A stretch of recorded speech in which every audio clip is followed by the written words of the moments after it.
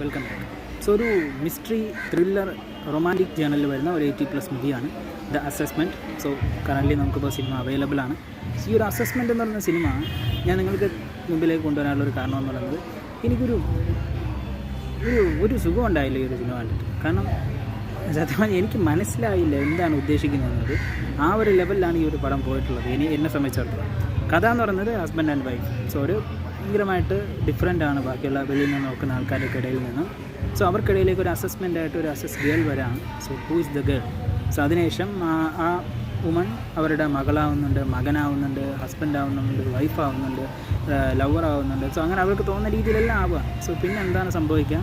ആരാണ് ഈ ഒരു അസസ്മെൻറ്റ് ഗേൾ? അവർക്കിടയിൽ ഉണ്ടാകുന്ന പ്രശ്നങ്ങൾ എന്തൊക്കെയായിരിക്കും? ഈ ഹസ്ബൻഡ് ആൻഡ് വൈഫിനിടയിലേക്ക് ആ ഗേൾ എവിടെ നിന്ന് വന്നു, എങ്ങനെ വന്നു, എന്തിനു വന്നു? സോ ഇതൊക്കെയാണ് ഈ ഒരു സിനിമയിൽ പറഞ്ഞു കൊണ്ടിരിക്കുന്നത്. സ്പോയിലർ അലേർട്ടായിട്ട് നമുക്ക് ഇങ്ങനെ ഈ ഒരു സിനിമ പറയാൻ പറ്റും. പിന്നെ സിനിമയുടെ ഏറ്റവും വലിയ പ്രത്യേകത എന്ന് പറയുന്നത് കണ്ടിരിക്കാൻ പറ്റുന്ന നല്ല രസകരമായിട്ടുള്ള സീൻസും മൊമെൻറ്റ്സും ഒക്കെ ഉണ്ട്.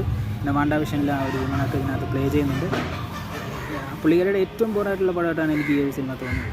ഐ തിങ്ക് ഗൈസ് ഇത് എല്ലാവർക്കും ടെസ്റ്റ് ചെയ്യാൻ പറ്റുന്ന പടമല്ല. നിങ്ങൾക്ക് ടെസ്റ്റ് ചെയ്യാൻ പറ്റുമെന്നുള്ളത് കമൻറ്റിൽ ലീവ് ചെയ്യുക. മറക്കാതെ ലീവ് ചെയ്യുക.